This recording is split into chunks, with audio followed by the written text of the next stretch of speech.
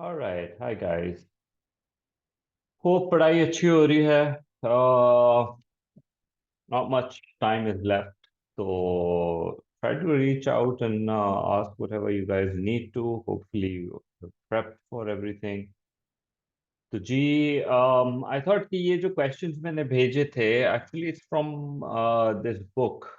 Which book is it? I think जो मैंने share की हुई है, economics की है, Cambridge University Press की है.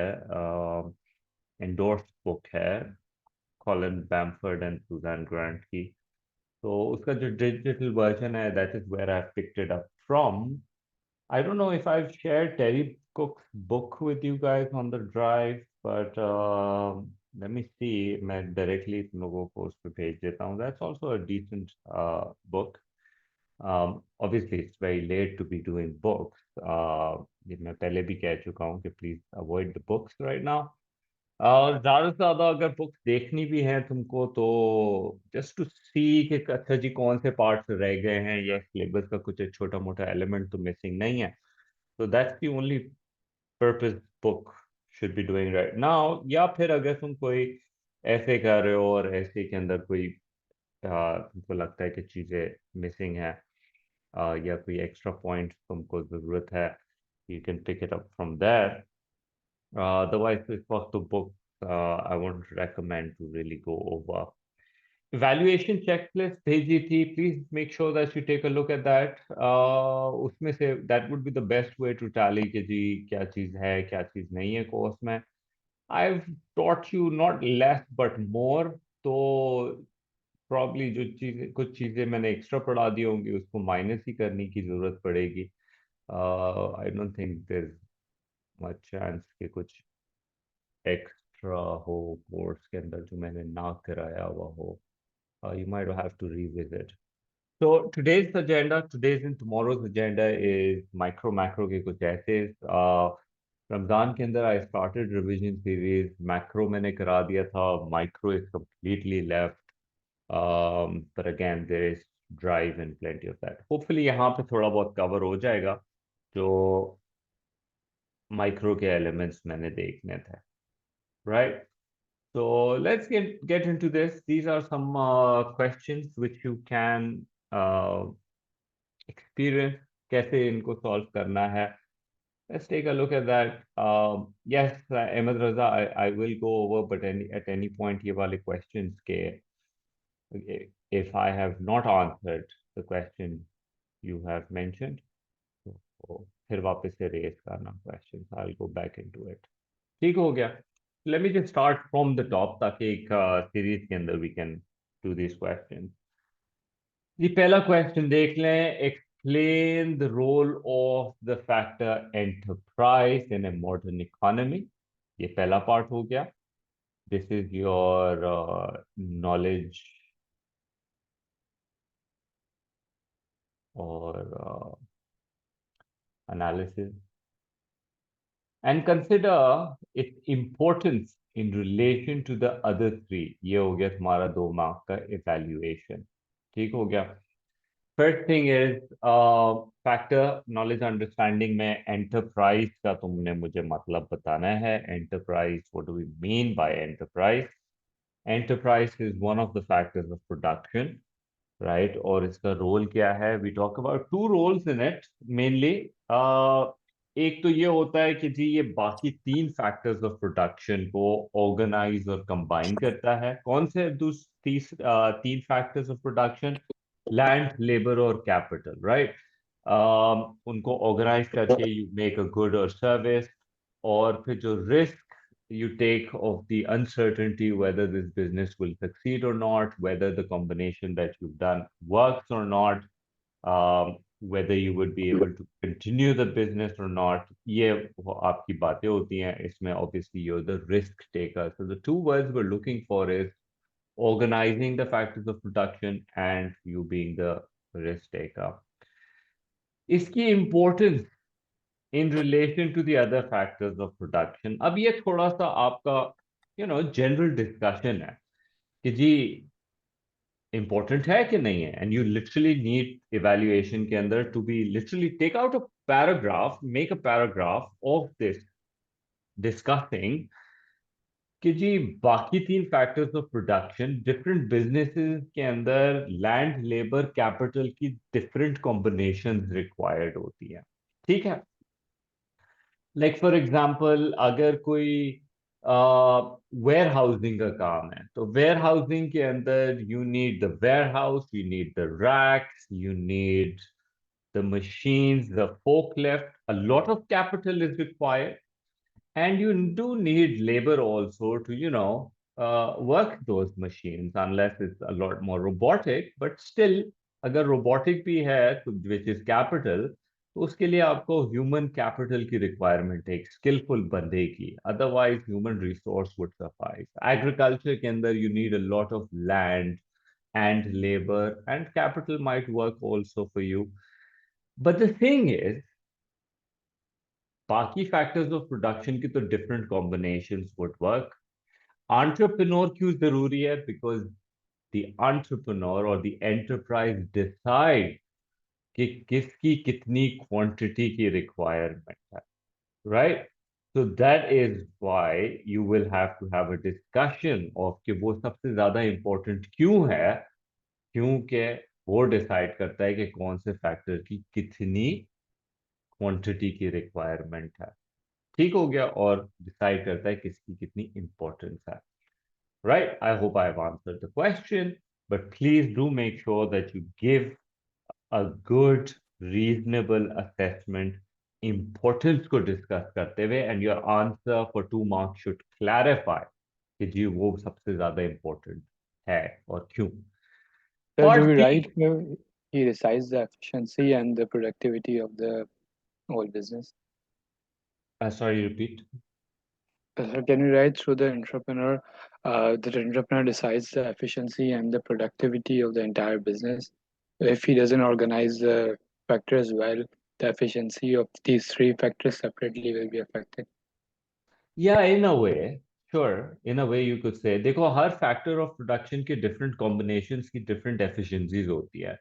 The entrepreneur should be skilful enough to find that particular combination which will help you achieve the efficiency, because since you use these such important words, जब हम बात करते हैं macro objective, those are very clear in the book. But जब हम बात करते हैं micro objective, they very subtle तरीके से mention. Micro efficiency is efficiency, productivity, equality. ठीक है, तो obviously entrepreneur is responsible to achieve those. They want to achieve those. Those are the aim, right? 1B देख लेते हैं, assess whether economics can be described as a science. Never ever have they, you know, suggested any of the statement like this. तो मैं जरा सा बिल्कुल book की जो बिल्कुल स्टार्टिंग होती है जिसमें हम द बेसिक क्वेश्चंस करते हैं, how to produce, what to produce, for whom to produce, right after that they do mention कि they can, so let me use the words from the book itself, that the definition of economics by Lionel Robbins in the introduction of this book refers to economics as a science. This may appear a somewhat odd statement to make, because economic behavior clearly cannot be confined to a laboratory. Obviously, there is an element of law of behavior, and you want to predict those behaviors in the given parameters. Economics is a social science, and then he goes on to talk about what we suggested before also, कि देखें जी economics जो है वो एक social science है. Science obviously means that something which is bound by rationality, logic. It can be proven or disproven, right, under certain parameters. तो आप hypothesis बना सकते हो। जैसे लॉ ऑफ डिमांड हम एक बात करते हैं, if price goes up people want to buy less, and if price goes down people want to buy more. you can prove it or disprove this statement, which brings us to the normative and the positive statement. तो क्या economics science है? It's a social science which studies human behavior and how they want to buy goods and services, how they want to produce goods and services to come up with the best way of buying goods and services, allocating resources, right? So how would you answer this 12 marker? Well, तरीका तो वही है कि 8 mark knowledge, understanding, analysis, and then 4 mark for evaluation. I did share कि evaluation के अंदर what is the requirement. So let me go over that document which I just sent recently. कि evaluation के अंदर you have to recognize certain set of assumptions or limitation. जैसे अगर हम कहते हैं ना, economics can be described as a science, so there are certain set of assumptions that we have here.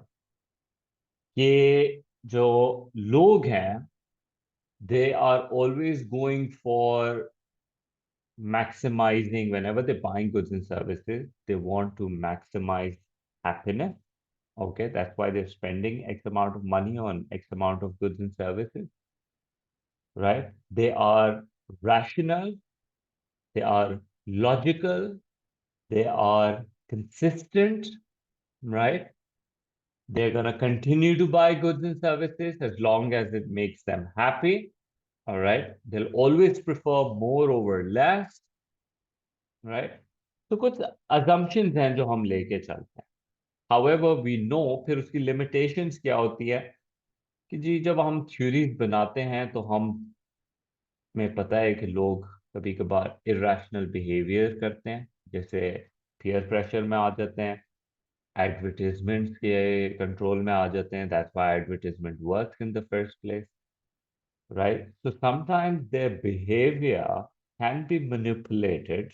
So from that point of view, that sometimes people do make irrational ideas. So ये तुम्हारे evaluation के अंदर इस particular question में तुम बात कर सकते हो in the last that there are certain set of assumptions that we're taking into place, but obviously those assumptions has X amount of limitations to it. या फिर आप उसके अलावा असेस कर सकते हो economic information about the strength and the weaknesses of the arguments. कोई भी जो तुम आर्ग्यूमेंट कर रहे हो, इस केस में तो कोई खास आर्ग्यूमेंट्स नहीं है हमारी, बट दैट इज व्हाट ऊपर वाले पार्ट में कह लो कि चलो हम कह रहे हैं कि एंटरप्रेन्योर की इंपॉर्टेंस क्या है.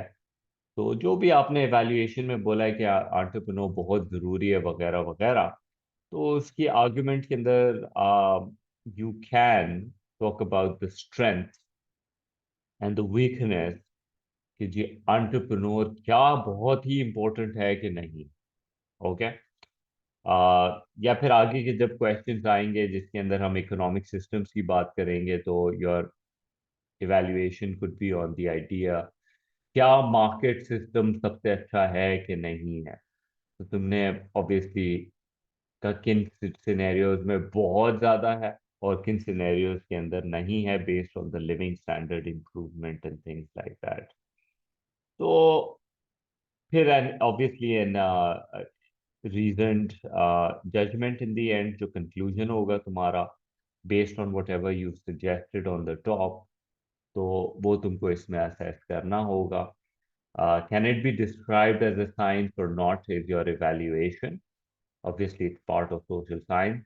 There are theories that you make behind it, जैसे हमने demand और supply और equilibrium और ये सब पढ़ते हैं. But then at the end of the day, you do talk about, you know, behavioral economics आजकल is on the rise because हमारा ये traditional economics demand supply sort of fails also at the end of the day, right? अगर ऐसा हो सकता होता कि economics perfect prediction कर सकता होता about how people respond and how economies would work, तो फिर you can sort of like give a god status to the economist also, you know. Here, there are obviously variability. फिर 2A के ऊपर आते हैं, जल्दी से देख लेता हूँ. Explain the three basic questions of resource allocation that all economies face and consider which is the most significant. Now, are you following the theme here? Theme is the second part, which is the most significant. So पहले तो मैंने discuss करना है three economic questions, which is what to produce, how to produce, and for whom to produce. सही है. पहला तो आपने statement यहाँ से शुरू करना है, the three economic questions. You discuss those. ठीक है. I've done this. What to produce के अंदर you talk about what goods needs to be produced, consumer, capital, merit, demerit, public goods वगैरह. How to produce के अंदर you have to decide कि किस तरह से क्या combinations आप use करेंगे land, labor, capital, enterprise के, and that depends on कि तुमने capital intensive या labor intensive कौन सा method use करना है, hence achieve economic efficiency. Um, and then for whom to produce के अंदर आपका कौन buyer है, consumer है, businesses हैं, government है, foreigners हैं. Do you define question है, do you define the type of goods in this question? I don't think कि तुमको बहुत ज्यादा डिटेल में जाने की जरूरत है इसमें. नहीं, the main thing is question. We'll assume the knowledge कि आपको पता है. फिर देख लेते हैं फिर आगे एनालिसिस के अंदर, या ऑब्वियसली तुमको देखो बात को खींचना भी है. इफ यू फील कि तुम अच्छे से जस्टिफाई कर सकते हो पब्लिक मेरिट और के अंदर, not going too much into technical, but at least examples तो दे सकते हो और उनकी importance for the people, you know. I think वो आगे ऑटोमेटिकली एक बार डिस्कशन हो ही जाएगा. तो ऑल इकोनॉमीज के अंदर obviously they referring to all three types: command, free market, and mixed economy. ठीक है. Do you need to briefly define it? कर लो. अगेन ज्यादा टाइम होगा नहीं तुम्हारे पास, ज्यादा वक्त भी नहीं है इसको आंसर करने के लिए, but you can just mention it ऊपर ऊपर से superficial तरीके से. uh, Consider which is the most significant.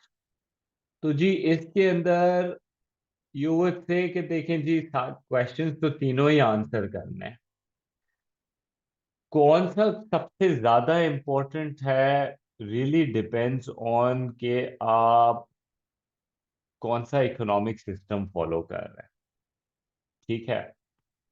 अगर आप फॉलो कर रहे हैं फ्री मार्केट सिस्टम, तो फ्री मार्केट के अंदर automatically the three question will answer itself. ठीक है. जो फॉर whom टू प्रोड्यूस है, कंज्यूमर क्या मांग रहा है, जिसको आप एक्सपोर्ट कर रहे हो फॉरेनर वो क्या मांग रहा है, प्रोड्यूसर प्राइस मैकेनिज्म को यूज करते हुए डिमांड और सप्लाई को देखते हुए किस प्राइस पे कितनी क्वांटिटी प्रोड्यूस करनी है, खुद ही आंसर कर लेता है कौन से गुड्स विल बी नीडेड वगैरह. प्लांट के अंदर वी वुड सी कि जी प्लांट के अंदर ज्यादातर वो मेरिट और पब्लिक के ऊपर फोकस होगा, और कंज्यूमर में भी जो असेंशियल्स हैं उसके ऊपर फोकस ज्यादा होगा. एफिशिएंसीज इतनी ज्यादा नहीं होंगी. Mix would answer this question in the best possible way, but I feel कि मैं फिर 2B की तरफ जा रहा हूँ थोड़ा सा इसके अंदर. But consider which is the most significant of the three questions. I would say all three questions are quite important, right? पर अगर मुझे पिक करना हो तीनों में से सबसे ज्यादा important question, hmm uh,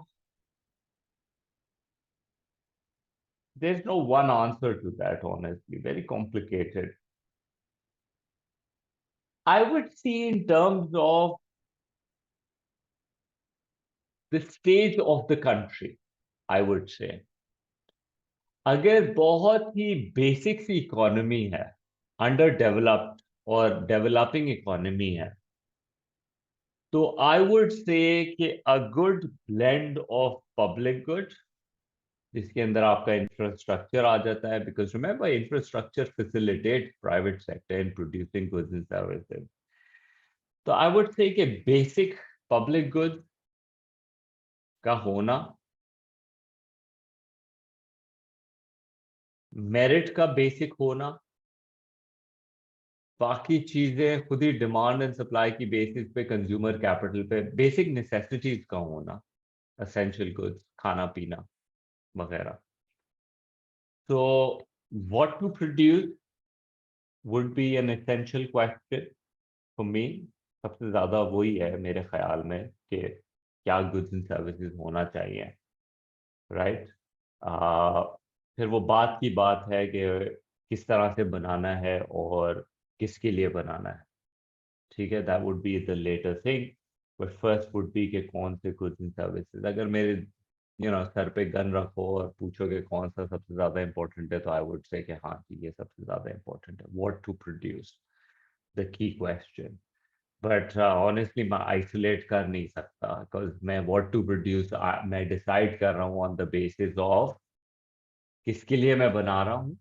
and then third question I would say कि how to produce would be my third question. First would be क्या बनाना है, किसके लिए बनाना है, और फिर कैसे बनाना है. That would be the third part for me. That would define the efficiency वगैरह at the end of the day. ठीक है, टू पार्ट बी को देख लेते हैं. Assess whether a market economy can solve the economic problem more effectively. Evaluation क्या है? More effectively. Can it more effectively? Right? So then a planned economy. Market economy can solve the economic. थोड़ा सा इसमें knowledge understanding के लिए तुमको बताना जरूरी है इकोनॉमिक प्रॉब्लम क्या है. Economic problem is that people have unlimited wants and needs, while there are limited finite resources, which leads to scarcity. And whenever you have scarcity, you have the problem of opportunity cost, that in order to make somebody better off, you have to make somebody worse off. Market economy ऊपर अगर नहीं समझाया है कि क्या होता है, तो बेसिक इंफॉर्मेशन तुम यहाँ दे सकते हो मार्केट और प्लांट की. I think I might have answered this particular question in plenty of questions done before, but यहाँ पे आप क्या बात कर रहे हैं?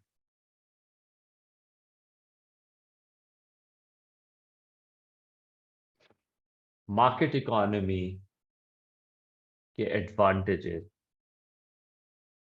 प्रॉब्लम क्या है? स्कैर्सिटी है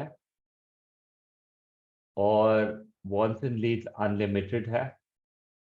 तो आप सॉल्व क्या करना चाह रहे हैं? पहले क्वेश्चन को क्लैरिफाई करो अपने हेड में कि तुम सॉल्व क्या करना चाह रहे हो. Basic economic problem. और ये सॉल्व कैसे हो सकती है? Try to make maximum goods and services and eventually reach the highest level of efficiency. You want to be on the PPC curve is what we're saying basically. तो market economy के अंदर जब तुम price mechanism use करते हो, तो वो हम कहते हैं that's the highest degree of efficient use of resource. ठीक है, डिमांड एंड सप्लाई, जितना वांट है उतना आप प्रोड्यूस करोगे एफिशिएंट लेवल के ऊपर, no wastages, no shortage, no surplus. उस प्राइस पे बेस्ट मार्केट क्लियर हो जाएगी. तो मार्केट इकोनॉमी एफिशिएंसी ला के मैक्सिमम आउटपुट आपको दे सकता है, बेस्ट वैरायटी दे सकता है, चॉइस, बेस्ट प्राइस दे सकता है, लोएस्ट कॉस्ट दे सकता है. Right?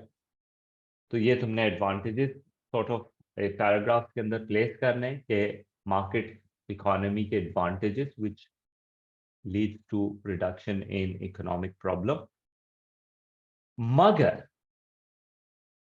in doing so, market economy does not allocate resources on the basis of social welfare.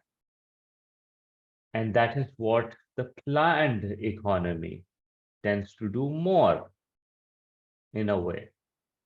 ठीक है, जैसे मेरिट में इंटरवीन करके प्लांट मेरिट गुड्स को ज़्यादा बेहतर प्रोड्यूस कर सकता है, डीमेरिट की एलोकेशन रिसोर्स को कम कर सकता है और मेरिट गुड्स की तरफ एलोकेट कर सकता है, as we would assume.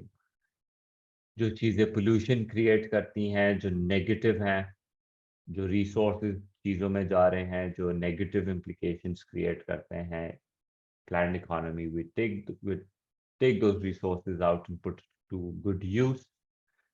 But then in the end, कौन सा ज़्यादा बेहतर कर सकता है? My final suggestion is going to be a mixed economy would be the best thing to do. Because remember, market public goods नहीं provide करेगा, जिसमें infrastructure है, जिसके अंदर certain capital goods हैं, which anyone can use.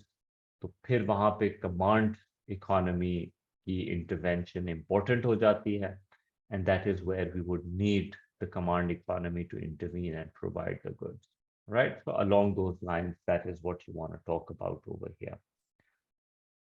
ठीक हो गया?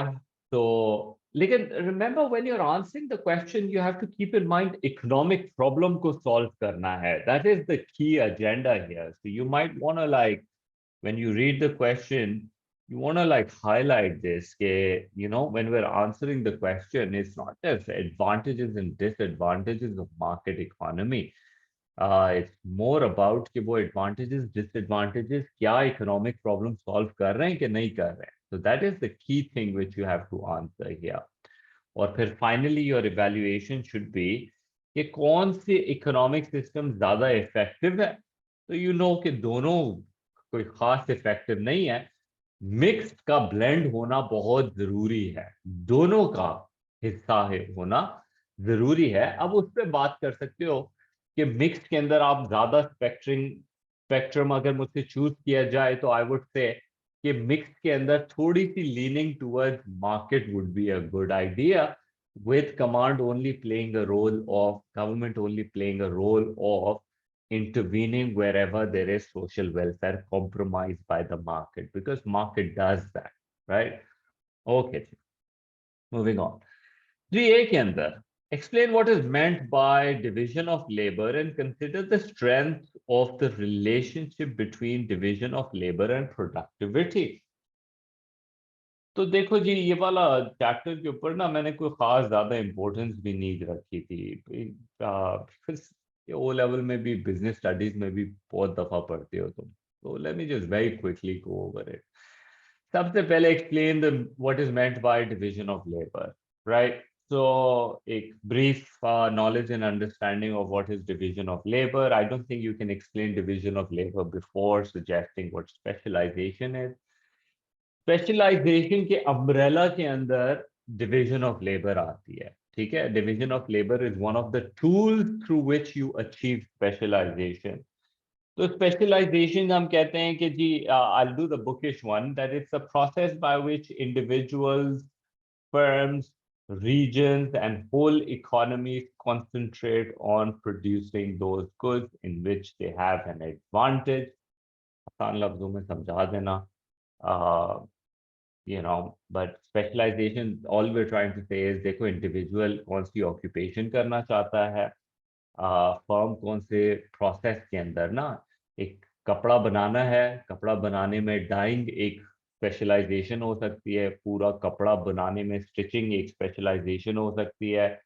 एक रीजन जैसे हमारे यहाँ Sialkot is known for surgical and exporting goods, तो वो भी एक स्पेशलाइजेशन हो जाती है. उसके अराउंड पूरी इकोनॉमी बन जाती है, मल्टीपल फर्म्स जो डिफरेंट चीज़ों में माइक्रो स्पेशलाइज करती हैं. और फिर होल उसमें भी हो सकता है, जैसे पाकिस्तान टेक्सटाइल के अंदर है.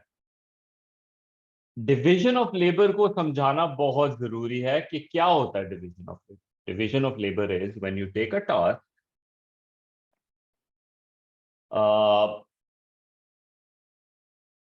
you break it down into smaller tasks and you assign an individual or a group that particular task. ठीक है? तो ये तुम्हारा बेसिक डिविजन ऑफ लेबर का एक्सप्लेनेशन है. Once you've done that, then you move on to the second part. इसमें ज्यादा बड़ा जो है वो second part है. Consider the strength and the relationship between division of labor and productivity. इस पे बाद में आएंगे. पहले तो ये टर्म भी समझा दो. प्रोडक्टिविटी क्या होती है? Productivity is a measure of efficiency, right? कैसे निकालते हैं? Total output over total input, ये फॉर्मूला है इसका. प्रोडक्शन इज कितना बनाया, प्रोडक्टिविटी इज पर इनपुट ने कितना आउटपुट दिया. तो ये मेजर कर रहा है एफिशिएंसी, कितना रिटर्न आ रहा है आपको पर इनपुट, राइट? तो इसको थोड़ा सा उसको मेजर ऑफ एफिशिएंसी के पॉइंट ऑफ व्यू से समझाओ. फॉर्मूला दे दो बेशक. Consider the strength of the relationship between division of labor and productivity. I think इसके लिए तुमको थोड़ा सा जाना पड़ेगा on the advantages and disadvantages, right? क्योंकि हम एक advantage बोलते हैं division of labor का कि जी division of labor करता क्या है. Division of labor, I'll read from the advantages and disadvantages, which is there in your notes also. It saves time. Saves time. How does it save time? Well, जब हर बंदा एक particular task के ऊपर involve हो रहा होता है तो वो बंदा एक ही काम रिपीटिशन कर रहा होता है. उसको एक टास्क से दूसरे टास्क पे जाना, दूसरे से तीसरे पे जाने में जो एक मूवमेंट होती है वो वेस्टेज खत्म हो जाती है उस मूवमेंट की. आप एक ही टूल उठा के हाथ में बैठे हो और सुबह से शाम एक ही टूल से काम कर रहे हो, राइट? अदरवाइज अगर आप डिवीजन ऑफ लेबर नहीं कर रहे होते तो आप एक टूल उठाते काम करते, फिर दूसरे स्टेशन पे वॉक करके जाते, फिर दूसरा टूल उठाते काम करते, फिर तीसरे पे जाते. तो ये जो उठाना है गिराने के अंदर जो आप बार बार टाइम वेस्ट कर रहे हो, वो आपको करने की जरूरत नहीं है. तो you would save time. Now time का बचाना प्रोडक्टिविटी को हेल्प असिस्ट करता है basically, right? Because same input, जब वो ये टाइम वेस्ट नहीं कर रहा तो वो ज्यादा आउटपुट प्रोड्यूस कर रहा है. तो हर बंदे का पर आवर पर मिनट के अंदर प्रोडक्शन बढ़ जाएगी, hence the productivity will rise. तो पहला लिंकेज मैंने दिखा दिया कि जी डिवीजन ऑफ लेबर का लिंक है प्रोडक्टिविटी के साथ. डिवीजन ऑफ लेबर की वजह से टेक्नोलॉजी का यूज भी आसान हो जाता है. Because remember technology is not so easy for everybody to use. तो आप क्या करते हो, एक सर्टेन बंदे को या ग्रुप को एक सर्टेन टेक्नोलॉजी सिखा देते हो, दूसरे ग्रुप को दूसरी टेक्नोलॉजी सिखा देते हो. You don't waste time in making everybody know कि जी कौन सी टेक्नोलॉजी कैसे वर्क करती है. You don't need to do that. एक ग्रुप, एक टेक्नोलॉजी, उससे क्या हो रहा है? कैपिटल प्रोडक्टिविटी अच्छी हो रही है. अच्छा, by the way productivity multiple types होती है. Land productivity, capital productivity, labour productivity. Simple सी बात है, अगर प्रोडक्टिविटी का फॉर्मूला है कितना आउटपुट प्रोड्यूस किया कितने इनपुट को यूज करते हुए, तो अगर मैं लेबर प्रोडक्टिविटी यूज कर रहा हूं तो मैं यहाँ लेबर को डिवाइड कर दूंगा, तो पर आउट बंदा कितना आउटपुट आ रहा है. कैपिटल प्रोडक्टिविटी है तो पर मशीन, इस तरह से मैं नंबर ऑफ मशीन से डिवाइड कर दूंगा. उसी तरह से मैं जमीन कितना मुझे आउटपुट प्रोड्यूस करके दे रही है पर एकड़ के हिसाब से, तो मैं लैंड से डिवाइड कर दूंगा. Do you see that? तो उस तरह से डिवीजन ऑफ लेबर में टेक्नोलॉजी जब मैं इस तरह से यूज करता हूँ तो काफी हद तक जो है ये लेबर और कैपिटल प्रोडक्टिविटी दोनों को असिस्ट करती है. तो second point, application of technology is made easier, also sort of linked to labor productivity. Third is हर बंदे का स्किल इंक्रीज हो जाएगा, hence more efficiency, more output, because they can focus and concentrate on one thing and do it in the best possible way. That will even like generate the highest level of incomes for them. What am I doing right now? All I'm doing is I'm telling you the advantages of labor productivity, और मैं उस advantage को अपने second part of the question के लिए उसको थोड़ा सा रीएडजस्ट कर रहा हूँ. बता मैं एडवांटेजेस दे रहा हूँ, honestly there is nothing more that I am doing here. But what I am doing is मैं हर एडवांटेज को प्रोडक्टिविटी से लिंक करते जा रहा हूं. That's all I am doing. Eventually वो एडवांटेज प्रोडक्टिविटी को एक प्रूफ कर रहा है. ठीक है. Then they actually say कि one of the advantages is it's increased productivity. Division of labor जब हर बंदा एक चीज पे फोकस करता है तो eventually it leads to one person producing more output, जो हमारे explanation में आई गई है वैसे. फिर जहां पे फिर तुमने काउंटर भी करना है ना इस बात को कि जी जरूरी नहीं है प्रोडक्टिविटी से लिंक हो, तो अब यहाँ पे तुमने कौन से पॉइंट्स को लेकर आना है कि जी जब आप स्पेशलाइज्ड डिवीजन ऑफ लेबर की तरफ जाते हैं तो दो इंपॉर्टेंट पॉइंट्स हैं यहाँ पे. एक तो डिपेंडेंसी बढ़ जाती है. वो वाला ग्रुप जो है वो प्रोसेस करता है और वो बेस्ट है. अगर वो ग्रुप किसी तरीके से फेल हो जाता है या उसमें से कोई इंपॉर्टेंट बंदे एब्सेंट हो जाते हैं या वो हड़ताल पे चले जाते हैं, स्ट्राइक कर जाते हैं, कुछ भी, तो उसका डायरेक्ट इम्पैक्ट आएगा मेरे ऊपर और ओवरऑल इस पूरे सिस्टम के ऊपर. तो क्लियरली इट हिंडर्स प्रोडक्टिविटी. या फिर the most important one division of labour के अंदर हम we talk about frustration, boredom and alienation. तो किस तरह से उसकी वजह से बंदा डीमोटिवेट हो जाता है और फिर डिवीजन ऑफ लेबर जो है वो प्रोडक्टिविटी को काउंटर कर जाता है इन अ पर्टिकुलर वे. ठीक है. तो ये मैंने इस तरह से इसको काउंटर कर लिया. मैंने दिखा दिया कि प्रोडक्टिविटी के साथ बहुत मेजर लिंक भी है और प्रोडक्टिविटी के साथ वो लिंक थोड़ा सा चैलेंज भी हो जाता है. It's a natural thing that is there. So at the end of the day, my conclusion would be कि division of labor का productivity के साथ एक ज़्यादा strong link है. because मेरे ज़्यादातर points जो हैं वो पॉजिटिव साइड में कि there is a good relationship, straightforward relationship है. ठीक है. So this is how I would end this particular question 3A. ठीक है. फिर 3B के अंदर क्या होता है, असेस करते हैं weather different time periods can have a significant effect on economic behavior. Different time periods can have a significant impact on economic behavior. What are they talking about? What economic periods can we are they talking here? तो पहले chapter के अंदर जब हम time period की बात करते हैं तो remember we talk in terms of short run, long run, very long run. ये हमारा ब्रेकडाउन है इसका. Let me see if I can find it. या शॉर्ट रन. शॉर्ट रन क्या होता है? शॉर्ट रन होता है जिसमें एटलीस्ट एक फिक्स फैक्टर होता है, बाकी फैक्टर्स वेरिएबल हो जाते हैं.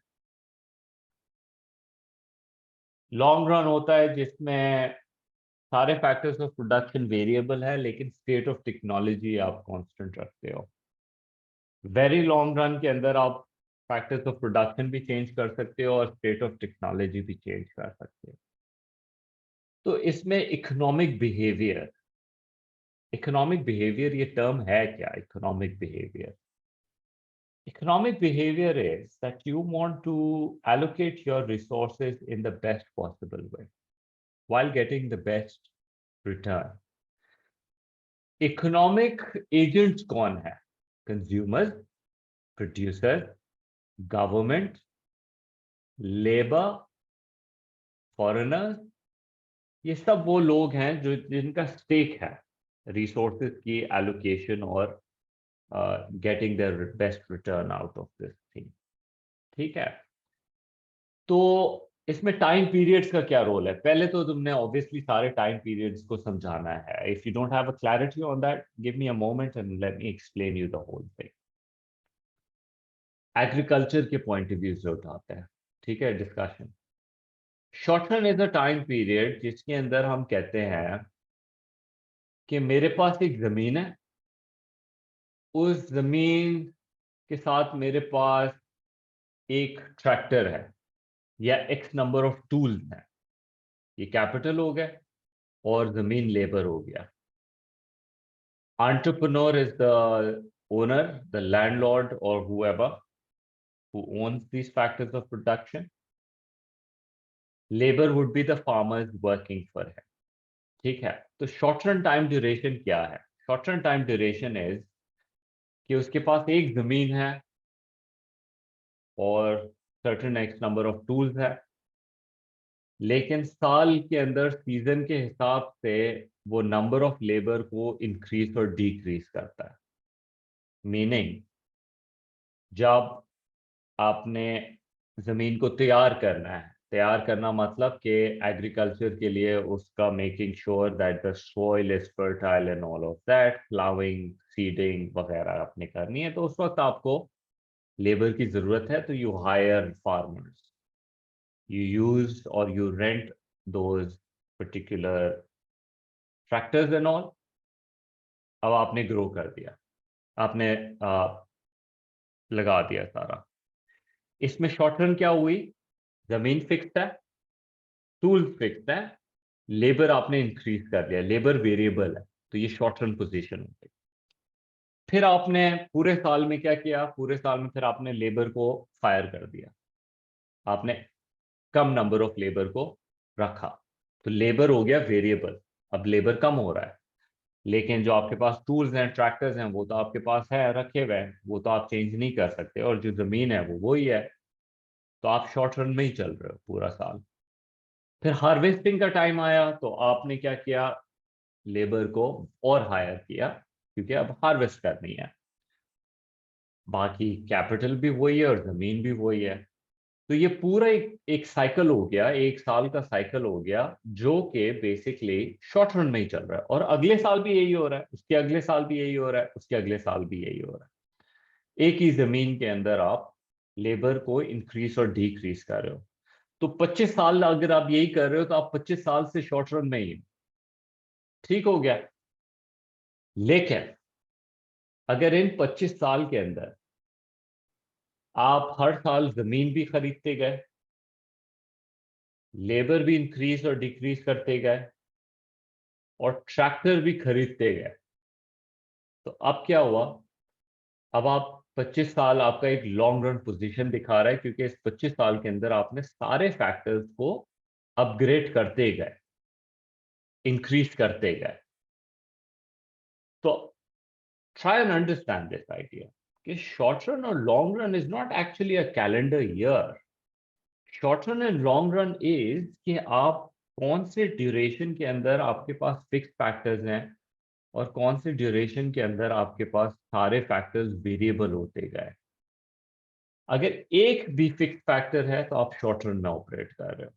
For example, there are a lot of restaurants on Burns Road जो 60 साल से जो है एक ही दुकान में काम कर रहे हैं, एक ही दुकान के अंदर ऑपरेट कर रहे हैं। वो 60 साल से शॉर्ट रन में ही है, क्योंकि उनका कैपिटल ही चेंज नहीं हो रहा, तो एक फिक्स फैक्टर आ गया। लेकिन उसका पड़ोसी जो है, उसने 60 साल के अंदर हर साल अपनी दुकान, बराबर वाली दुकान, ऊपर वाला फ्लोर, उससे ऊपर वाला फ्लोर, बिल्डिंग खड़ी कर दी, तो उसने कंटिन्यूसली लेबर भी इंक्रीज किया, नेचुरल फैक्टर्स की यूजेज भी बढ़ा दी, और कैपिटल भी इंक्रीज किया। तो 60 साल के अंदर उसका एक long run picture is a much bigger situation. फिर वेरी लॉन्ग रन का कॉन्सेप्ट क्या होता है कि जब आप वेरी लॉन्ग रन के अंदर, वही फार्मर के पॉइंट ऑफ व्यू से, आप जो टूल इंक्रीज कर रहे थे, वो सिर्फ टूल वो नहीं थे कि आपने सेम मॉडल का ट्रैक्टर बढ़ा दिया, but you are also increasing the newer and better model of the tractors. Because remember, Pakistan के अंदर अगर आपने मैंगोस तोड़ने, तो वो हाथ से टूटते हैं, या स्ट्रॉबेरीज की हार्वेस्टिंग होती है, तो वो ज्यादातर हाथ से काम होता है, या अगर मशीन भी अगर आप यूज कर लेते हो, तो ज्यादा से ज्यादा आपने कटर वगैरह यूज कर लिए, या आपने ट्रैक्टर यूज कर लिया। चलो, आई डोंट थिंक ट्रैक्टर आप ऐसे यूज कर सकते हो, बट वेस्ट की मशीन देखी जाए, तो वो इतनी सोफिस्टिकेटेड है कि वो पूरी झाड़ू से जो है, वो पूरा एक मशीन चलता है, और वो पूरे आपकी एक लाइंस को विद इन मिनट्स जो है, वो उसमें से स्ट्रॉबेरीज निकाल लेता है। एग्रीकल्चर में ये जनरली यूज होती हैं। तो इस तरह के आप कैपिटल यूज करते हो, उसमें टेक्नोलॉजी भी चेंज हो रही है। तो द पॉइंट बीइंग कि जी असेस डिफरेंट टाइम पीरियड्स, इसको तुमने अच्छे से समझाना है 8 मार्क के लिए, बहुत properly short run long run example के साथ क्लैरिफाई करना है। और फिर जो फाइनल क्वेश्चन है कि क्या वो इकोनॉमिक बिहेवियर्स को अफेक्ट करता है, डेफिनेटली बहुत इफेक्ट करता है। Because eventually her economic behaviour का एक आउटकम है। Producers want to make more profit, consumers want to get highest utility, government wants to earn tax revenues and provide infrastructure and do welfare, right? सबके अपने अपनी एक objectives हैं। तो with as the time progresses, या हम जो time period की बात कर रहे हैं उसके अंदर we want to achieve certain set of goals. Short run goals अलग होते हैं, लॉन्ग रन गोल्स अलग होते हैं। तो हर बिजनेस लॉन्ग रन के अंदर एक लाइक फॉर एग्जांपल इस सिंपल से ऐसे देख लो, प्रोड्यूसर कहता है मुझे अभी प्रॉफिट चाहिए, कंज्यूमर कहता है मुझे अभी कंज्यूमर मैक्सिमम यूटिलिटी चाहिए, लेकिन गवर्नमेंट कहता है कि तुम्हारी ये शॉर्ट टर्म सोच हमारे को लॉन्ग रन में सस्टेन नहीं कर सकेगी, there is a problem here.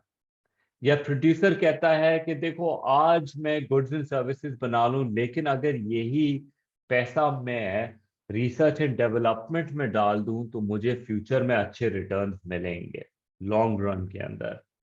तो यू सी यहाँ पे इकोनॉमिक बिहेवियर्स जो है वो सिर्फ शॉर्ट रन को नहीं देखता बट लॉन्ग रन को भी असेस करता है। तो इकोनॉमिक बिहेवियर्स जो है वो शॉर्ट रन लॉन्ग रन और वेरी लॉन्ग रन को देखते हुए कंज्यूमर्स और प्रोड्यूसर्स लेते हैं, बिकॉज उनकी इम्प्लीकेशंस हैं, उनके इम्पैक्ट्स हैं, which is whatever the consumer behavior is looking for in this whole thing।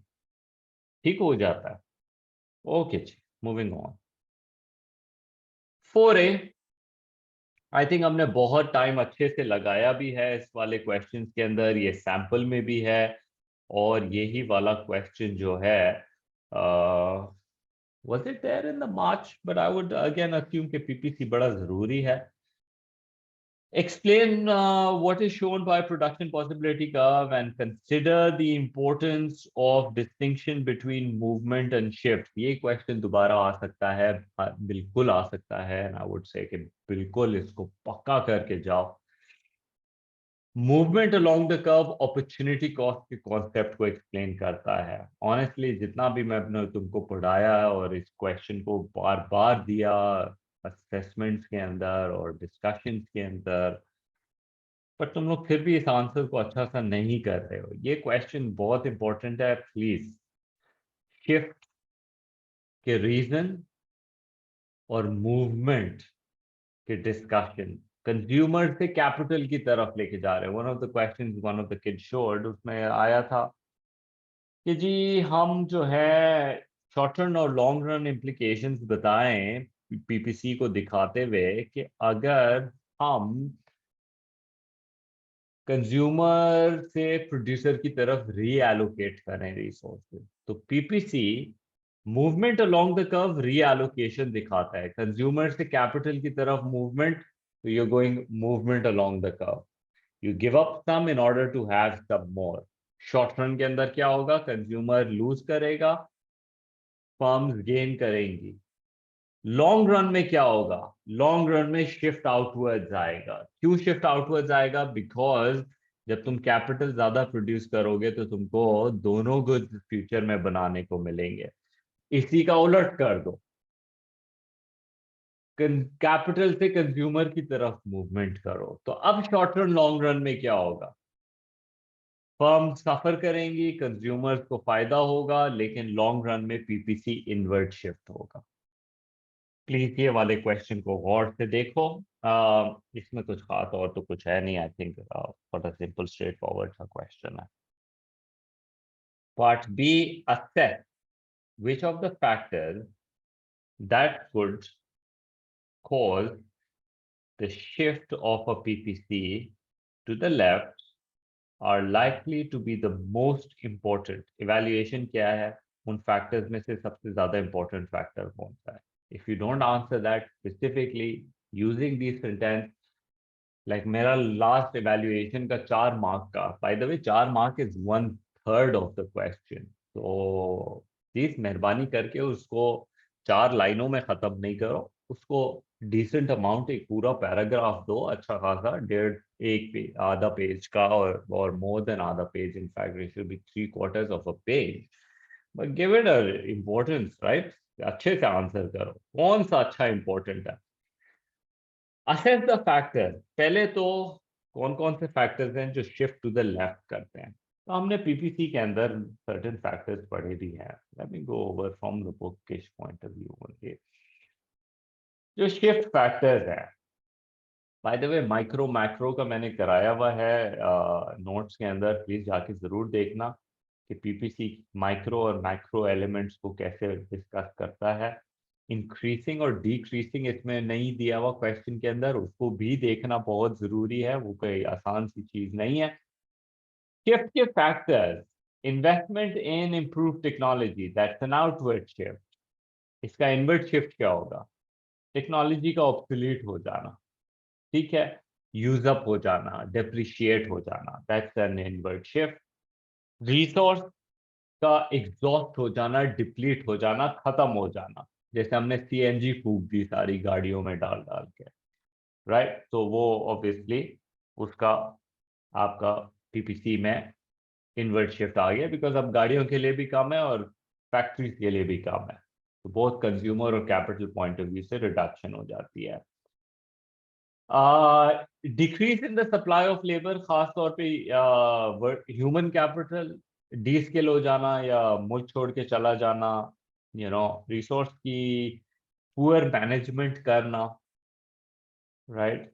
Discourage करना entrepreneur culture.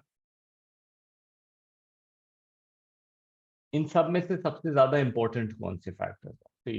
That requires a discussion, कि देखो जी, सबसे ज्यादा इंपॉर्टेंट इनवर्ट शिफ्ट के फैक्टर्स, वैसे तो शिफ्ट लॉन्ग रन के हमारे रीजंस होते हैं, राइट? होता यह है कि एक तरफ आप गुड्स एंड सर्विसेज प्रोड्यूस करते हो, इकोनॉमिक ग्रोथ आती है, आउटवर्ड शिफ्ट का क्या मतलब है? पोटेंशियल में इंक्रीज होना। एक तरफ आपके आउटवर्ड शिफ्ट आ रहे हैं, दैट्स गुड, लेकिन उसका नेगेटिव इफेक्ट क्या है? आपके जो नेचुरल रिसोर्सेज हैं वो डिप्लीट होते जा रहे हैं, दैट्स बैड। जमाने से सुनते आ रहे हैं ऑयल खत्म होने वाला है, ठीक है, बात सही है, कम हो रहा है, लेकिन ओवरऑल अगर प्रोडक्शन देखी जाए तो ऑयल की प्रोडक्शन ओवरऑल बैरल्स के हिसाब से आज से ज्यादा नहीं है, आज सबसे ज्यादा है compare to the past. Percentage में फर्क आ रहा होगा ऑब्वियसली, पहले की परसेंटेज ग्रोथ रेट और अभी की परसेंटेज ग्रोथ रेट में डेफिनेटली फर्क होगा, लेकिन ओवरऑल आज ऑयल ज्यादा प्रोड्यूस हो रहा है पर barrel, because there is more usages of it. But क्या हो रहा है? एफिशिएंसी का एंड इंप्रूव हो रहा है। तो एक तरफ रिसोर्सेज के डिप्लीट होने से इनवर्ट शिफ्ट आ रहा है, लेकिन दूसरी तरफ टेक्नोलॉजी की इंप्रूवमेंट की वजह से आउटवर्ड शिफ्ट भी क्रिएट हो रहा है। तो नेट इफेक्ट क्या है? नेट इफेक्ट ये है कि पोटेंशियल वक्त के साथ बढ़ता जा रहा है, बिकॉज काउंटर हो रहा है, depletion is being countered by alternative and technology.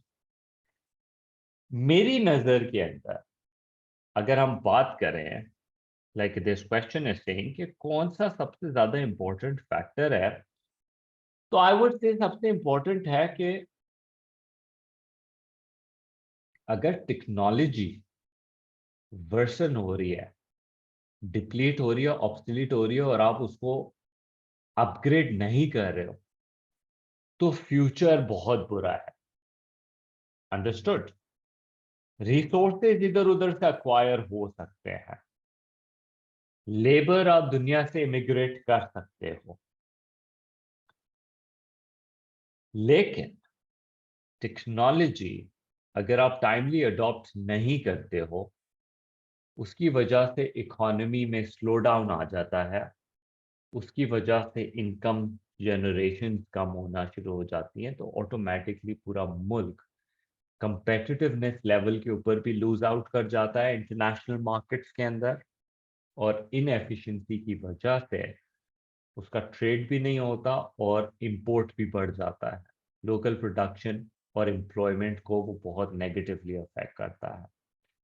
तो इन माय केस, अगर मैंने इसमें out of the factors if I have to, 8 mark के लिए तुम सारे फैक्टर्स, तीन फैक्टर्स को अच्छे से समझाओ कि किस तरह से वो इनवर्ट शिफ्ट लाते हैं, एंड फिर फाइनली 4 मार्क के लिए you have to have an assessment. You can have multiple one. तुम बोल सकते हो कि जी टेक्नोलॉजी के साथ जो है मेरी नज़र में जो है discouraging of an entrepreneur culture भी बुरा हो सकता है, बिकॉज रिमेंबर एंटरप्रेन्योर्स जो हैं वो रिसोर्सेज को उस तरह से यूज करते हैं जो हाईएस्ट लेवल ऑफ एफिशिएंसी और प्रोडक्टिविटी को इनकरेज करता है, राइट। सो अगर लोग गट्सी नहीं होंगे तो वो रिसर्च डेवलपमेंट में पैसे नहीं डालेंगे, आउटपुट के अंदर पैसे नहीं डालेंगे, और उससे भी सफर हो सकती है चीजें। So you can argue, there is no right answer to it. The good thing about evaluation is there is no one right answer for it.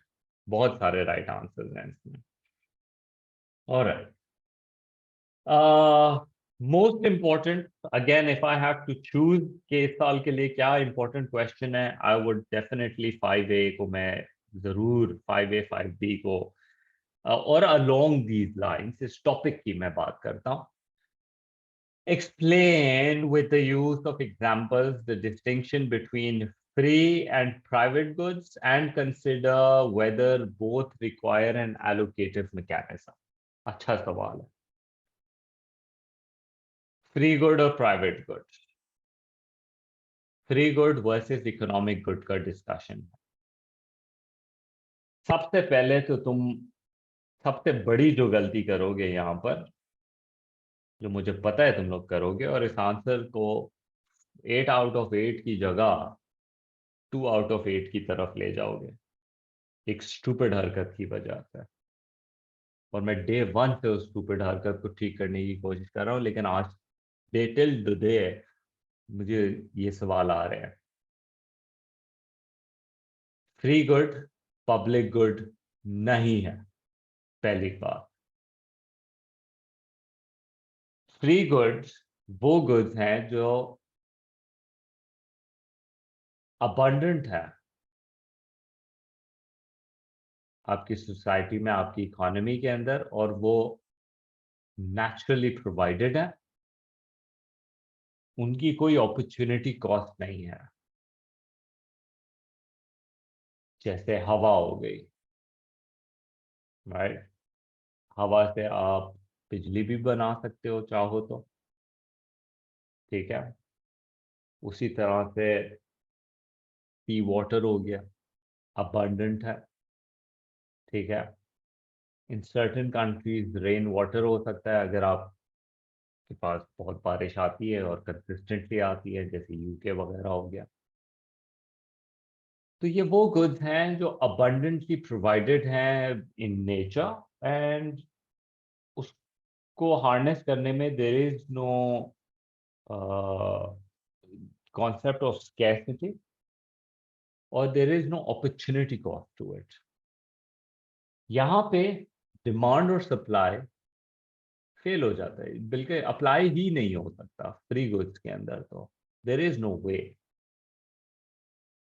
ठीक है, because any one can avail it, कोई मसला ही नहीं है, ठीक है। Private good is a part of economic good. Economic good क्या होता है? जिसको बनाने के लिए स्कैर्स रिसोर्सेज यूटिलाइज होते हैं, ठीक है, और उसकी एक सर्टेन कॉस्ट है विच somebody हैज टू पे, और अगर आपको वो गुड चाहिए तो वो गुड के लिए पे करना है आपको। तो इकोनॉमिक गुड के अंदर जो प्राइवेट गुड्स हो जाते हैं वो हो जाते हैं excludable and rival. If you do not explain me excludable and rivalry, you lose mark, बहुत सिग्निफिकेंट लेवल के ऊपर। तुम फजूल में मार्क्स लूज आउट करोगे। एग्जाम्पल जरूर दो, लिखा है use of examples free good के अंदर। मैं विंड, सनशाइन, सी वाटर की बात कर सकता हूँ। प्राइवेट गुड के अंदर मैं सोलर पैनल की बात कर सकता हूँ। ठीक है, राइवलरी और एक्सक्लूडेबिलिटी के point of view. Private good के अंदर demand and supply definitely work करता है। ठीक है, तो मेरे यहाँ जो कंसिडरेशन है वो ये है कि क्या allocative mechanism demand and supply का मैकेनिज्म ऑपरेट करता है। उसके लिए एक्सक्लूडेबल और राइवलरी होना जरूरी है, because remember even public goods के अंदर प्राइस मैकेनिज्म फेल हो जाता है। बिकॉज जब कोई चीज एक्सक्लूडेबल ही नहीं है तो how would you figure out कि उसका क्या डिमांड और सप्लाई है, right? It's just not possible.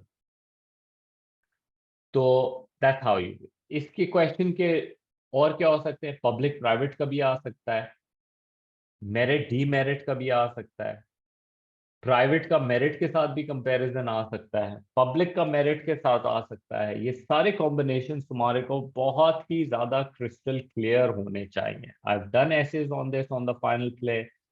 Please if you have still not done it, अपनी इस चीज को फाइनलाइज करो। इस साल इस पे फिर क्वेश्चन आई वुड से है chance. 5B, assess whether public goods can be provided in a market economy. Public goods can be provided in a market economy.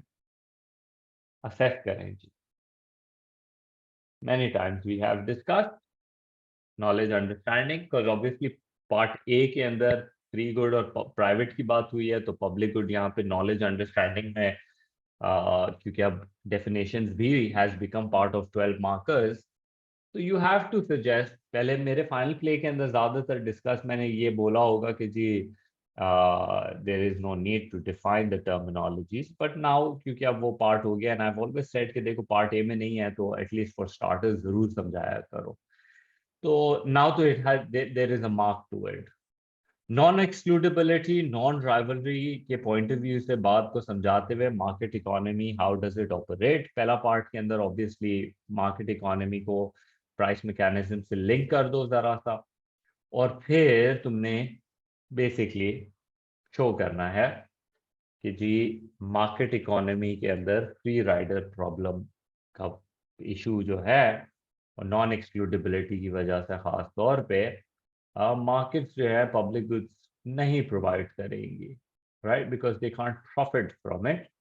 तो मिक्स्ड इकोनॉमी एटलीस्ट होना जरूरी है, जहाँ गवर्नमेंट आए, इन्वॉल्व होए, और at least certain public goods provide करे जो private sector market economy use कर सके in order to produce the maximum amount of goods and services, right? And that sort of like takes you to question number 6A, that explain what is meant by information failure. I'm assuming you know or understand this. ये part हो जाता है merit demerit की बात। Information failure, पहले भी हमने बात की है कि इम्परफेक्ट इंफॉर्मेशन फेलियर क्या होती है? A situation in which people, including both producers and consumers, do not have full information needed to make rational decision, reducing the extent of efficiency. Basically, आसान लफ्जों के अंदर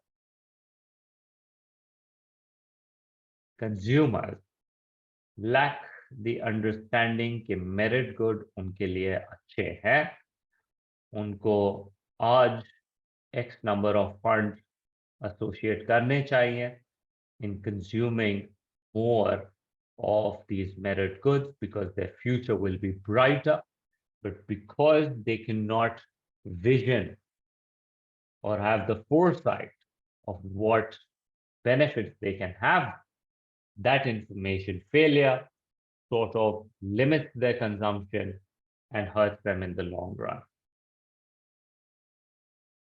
Same way, the producer only looks at कि मैं हम इतने goods इतनी price पे provide कर सकते हैं, इसकी क्या सोशल इम्प्लीकेशन है, they don't care about that, and so they only produce what consumers can buy, and because of that lack of vision or lack of need for the social welfare, ignoring the externality. They choose to not provide the good to that quantity. And so welfare quantity के हिसाब से there is an under allocation or over allocation in the case of merit and demerit. I think merit demerit और उसकी पूरी explanation जानी चाहिए इसमें. And the part B, assess the extent of the impact on information failure on the consumption of merit goods and demerit goods in an economy. ये basically क्योंकि इन्होंने merit और demerit, this is where you will talk about. I think you should explain merit and demerit over here. If you have not done in part A, in fact, you should do it here also. और फिर उसका connection के over allocation, under allocation के point of view से. And then the extent of information failure. Assess the extent of the impact of information failure. So basically, किस तरह से merit के अंदर अंडर एलोकेशन है और मेरिट के अंदर मेरिट में अंडर एलोकेशन है और डीमेरिट में ओवर एलोकेशन है, which obviously has certain issues on the social welfare point of view. You might want to suggest in this a little bit. Remember, this question is not really about how you can reduce that information failure. It's more about किस हद तक information failure will have an impact on the economy. So the question is mainly about के merit underproduce हो रहा है और demerit जो है वो overproduce हो रहा है. You would want to last paragraph के अंदर would want to suggest briefly that how the government can intervene and sort of try and improve this information so that this failure can be reduced for the welfare of the society by maybe creating awareness programs vagera, which might cost the government a little bit. And then again, you spending on the awareness might not fix the problem here. काफी सारी policies हैं which can be used, जिस पे पूरा question बन सकता है कि ये जो अंडर और ओवर एलोकेशन है उसको कैसे आप ठीक कर सकते हो. एक्सटर्नैलिटी का टर्म जरूर यूज करना और डिफाइन भी जरूर करना बहुत इंपॉर्टेंट है इस पर्टिकुलर क्वेश्चन के लिए. ठीक है. So obviously I've taken a lot more time today. सिर्फ ये पहले वाले पार्ट के लिए I would again एक क्वेश्चन इसमें से है, एक क्वेश्चन या दो क्वेश्चन, माइक्रो के एक या दोनों क्वेश्चन इस पे आ सकते हैं, but I would bet on के एक क्वेश्चन इन 6 में से एक क्वेश्चन बिल्कुल बन सकता है with minor tweaking as per discussion today. But एक क्वेश्चन तो ये इन 6 में छुपा हुआ है कहीं ना कहीं. ठीक है. तो होपफुली आज की क्लास कुछ फायदा जरूर पहुंचाएगी. I would limit my class to this point. Tomorrow's discussion will be a lot more faster because tomorrow's discussion is going to be on the demand, supply, elasticity and पूरा price mechanism के operations के ऊपर. That would be tomorrow's class, along with the very important government की intervention. This will sort of like this particular element I would want to quickly jump to because tomorrow is Saturday, so I'll have more time. I'll push a longer class tomorrow, जिसमें मैं micro को कोशिश करने की कोशिश करूंगा कि खत्म कर किया जाए. तो ये sort of like आज की क्लास और जो कल की क्लास का पहला हाफ होगा उन दोनों को कंबाइन करके किस तरह से government intervention through indirect taxes and जो इनइक्वालिटी का मसला है, इनइक्वालिटी का जो क्वेश्चन है that will be answered also along these lines. And the buffer stock scheme, I would say कि इस साल के लिए buffer stock scheme थोड़ा सा important है. you should know, और कैसे मेरिट डीमेरिट की करेक्शंस को आप कैसे सॉल्व कर सकते हो थ्रू दिस पॉलिसी. तो कल फिर हम माइक्रो को एंड करेंगे इन अ लॉन्गर क्लास. ठीक हो गया? So I'll stop here for the day, and please spend some time and थोड़ा पढ़ो इसको. All right, see you guys later.